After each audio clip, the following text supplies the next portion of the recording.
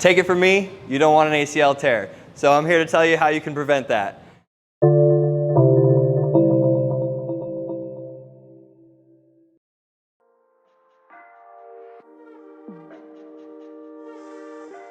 Hey there, Kyle Merriam with Focus Physical Therapy. So coming from 2 ACL repairs myself, I can tell you that it takes a lot of dedication, a lot of work to make sure that this doesn't happen again, or it doesn't happen for the first time. Now, if you're looking to get back into sports, you're looking to get up on the mountain, and you don't want to tear your ACL, which trust me, you don't, then we're going to talk about 3 key aspects of your training that you need to focus on today. So in order to prepare for the winter, we just finished a ski class where we're getting people in a program where they're getting conditioned, ready to go, getting their endurance up, getting these specific movements that I'll show you here today as ways to really kind of strengthen the right muscles and prevent any future ACL injuries, especially when you're getting up on the mountain for the first time and you don't feel like you're in the proper conditioning for that. So the way we've tailored the program is to get you into positions that are really going to be relatable to how you're using your knee and your hips when you're skiing, when you're landing, jumping.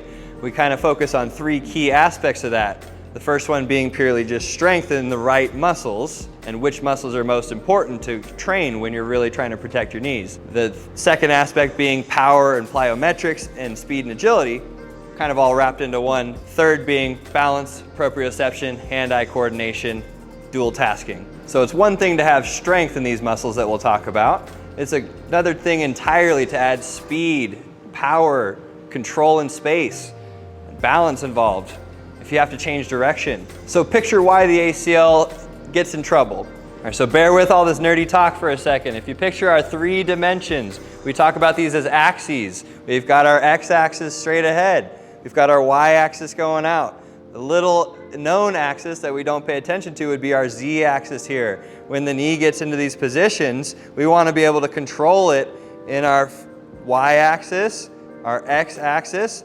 Where the ACL gets in trouble is when we're rotating on this z-axis. We drop these out of here, and if we rotate around an axis, that's when we're going to get in trouble. So let's go ahead and jump right in. So first things first, where are your knees positioned? What we want to avoid, and what I see with younger athletes in particular, is this what we call valgus of the knee, where we were just talking about the rotational control. If that knee drops in, that's what your ligaments cannot handle. They're very strong in side to side or forward back, but what they can't handle is any sort of twist or inward bend of the knee here.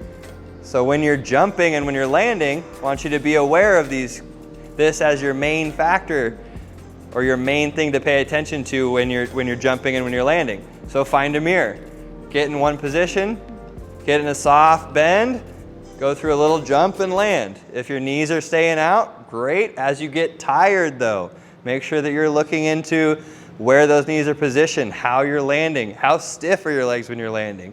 You want to make sure as you're going, you're getting a soft landing. Power comes with grace as well.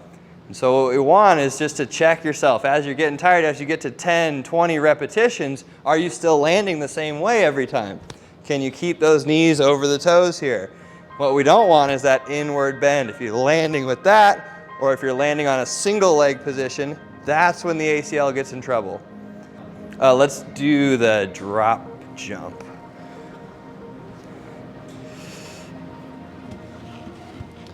So, can you control your landing from a higher surface? Most sports, you're not going to land in a perfect position, but you can train in a perfect position. So a drop jump test gives you that sense. Using your phone, using a mirror to test yourself, put it up in front of you so you can see your own landings. So as we're going, drop, jump, still land in the same position. What we're watching for is as you drop, are you landing in the inward position there? Are those knees dropping in? So a couple times, you just want to see if you can explode up and still land. Single leg. So ultimately, you're going to get in trouble when you're on one leg more than on 2. So can we control this in space? Good. Or can you switch from one to the other? And you notice how my knee kind of went in there. So you want to focus on jump, soft landing. Don't want to hear the landing. Want to feel like you're in control here. You can also get into side hopping. Can we stick it with that same knee position every time? Can you do it with speed? Or if we can go with a forward jump and stick it. Or a little bit of a lateral. Now we're getting into sport-specific movements. Can we keep that knee in the same position every time? Especially when you're getting tired.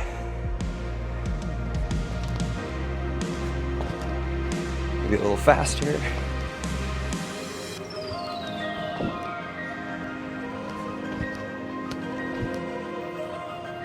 One muscle group that I think most people neglect the most in their training programs be this side butt muscle, your gluteus medius and gluteus minimus. Not the big one everybody knows about, though that is important. What we really want is this one that controls that knee in space, limiting how much that knee comes in each time. So a couple exercises that I really like here. Classic one just being your monster walks, controlling that back foot on the way in, slow and controlled with it. That can be forward and back. Where you should feel it is right up in here in the glutes. Same thing, keeping those knees apart the whole time as we step out, feeling like these muscles are controlling it the whole time. A little harder still, be going down around the feet. We get the most glute activation, we get the ankle control. Now we're stepping to the side, really working those glute muscles. Looking good. One other here. So we go knees. Can we be in that single leg position and add hip abduction or a clamshell motion, not letting this knee go inward. Adding that resistance, trying to stay in the same alignment the whole time. A great way to incorporate these muscles into a more functional movement would be any sort of deadlift movement or a single leg Romanian deadlift. But if we add a variation where instead of going 12 o'clock to 6 o'clock, straight down, have that weight in the opposite hand, reach across outside of your foot. Now we get that control from that glute muscles from the glute muscles as we're going back down. So if we can reach across, should start to feel that cue in here. Let's think about what the ACL really does. Its main goal is to resist the tibia sliding forward on your femur. If you picture this shin bone pushing forward, the only other muscle that's really going to resist that would be the hamstrings back here. Those are the main muscle that support the ACL. Where they're most important is really in weight-bearing hinging motions. So when we're cutting, we're turning, we're lunging, or sprinting, that's when those hamstrings are going to be at their most vulnerable. So two great hamstring exercises. One will be combined with some balance. That would be the single leg Romanian deadlift. A simple thing you can do with this is get a softer surface, compliant surface, and we can go something like this here. Now I've got my balance component, which we'll go through some balance progressions here in a second. But we have that ability to control my knee in space. Can I keep it in the same position and move my body over the top here? And you'll start to feel the hamstrings really working in that position. This is a very functional, very powerful movement that any athlete really needs. Another simple progression on that would be adding a weight, getting into that same position, hinging to the point where I feel my hamstrings holding me up, my glutes doing some work. Now a little simple weight pass changes how much the ankle has to control. One other key thing to think about is how the hip and the ankle control what the knee gets to do. The knee really should just be a hinge joint. As soon as it gets out of that position, it's not nearly as strong, it's not as functional, it's at risk for more injury. So the ankle being very mobile and your hip being very mobile, those need to be very stable. In order to control what should already be a stable joint, we want to keep that one in the alignment that it is best used in. So simply balancing, shifting the weight. Now the ankle, my foot, and even my glute and core is working to kind of correct my knee position. If I add the hip hinge into it, Now I get my hamstrings holding me up. You can see my ankle really working here, and we start to pass the weight. If you go a little further into it, swing the leg up, you really feel the hamstrings holding.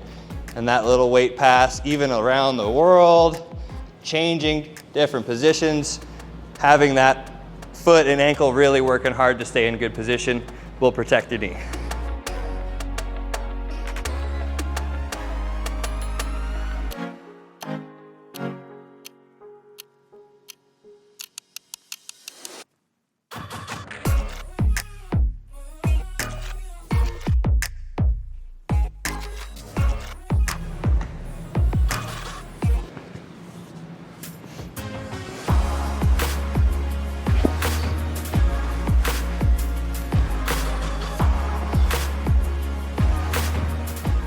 One hamstring exercise that is truly probably the hardest hamstring exercise out there because of the position that it puts the hamstrings in. It changes which side is really doing the work. A lot of evidence to say that this is actually a very direct correlation to ACL prevention. What we're going to focus on is, can I stay locked in, upright, let my hamstrings do the work here, let it lengthen out. This eccentric lengthening of the muscle is really where the hamstrings get worked the hardest, and see how low you can go to control it. If you look this up on YouTube and you look up what Saquon Barkley or some of the pro baseball players can do, they can come down, kiss the ground, come back up. Don't worry about necessarily going as far as them, but as far as how well can you control it on the way down, catch yourself on something, come back up. A true test of your endurance and your strength would be, can you come out and hold it? Get as far as you can and still come back into it. You see how low you can go with it. If you lose it, you have something to catch, come back up. So the most functional combined movement that's going to be very quad focused. We still want to get these quads working, but how much can we incorporate those glute muscles along with the quads? So your single leg, your pistol squat, how low can you sink into that while keeping the knee in the same position? And as you're going, just checking for that knee crossing over midline here. If you want to make it a little easier, it can be the foot back behind you. How far can you reach and touch? Out to the side without the knee coming with, or back behind. Now we get those glute muscles here controlling me on the way back up. So if you don't have something to hold onto your heels for that Nordic hamstring curl, you can look up on YouTube lots of variations using TheraBands, have somebody else hold your ankles down. But if you don't have something like that, we can go more to this last hamstring exercise, which I think would be a good alternative here. If you have a ball or maybe just a chair or the edge of your bed to elevate your heels, now we're going to do your bridge from there. If you can control the hips and roll all the way out and back in, keeping the hips up, glutes engaged, you'll feel those hamstrings really working.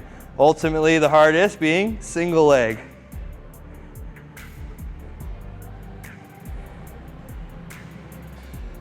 Couple modifications to make these a little easier if you don't have the equipment we're talking about.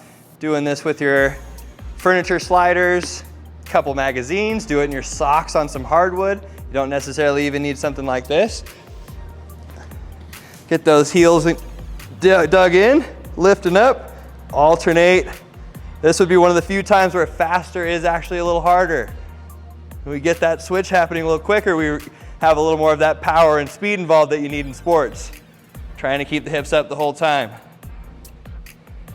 As far as the single leg squat here, if you don't trust your balance yet, we want to kind of taper this down so that you can still get the reps in, thinking about quality over quantity. So I'd rather you do an easier version. Think about knee position with a little less balance involved. All that weight on this leg here, and I come back, keep the knee in space, or just straight back being the easiest. Thinking about pushing straight down as I come back up.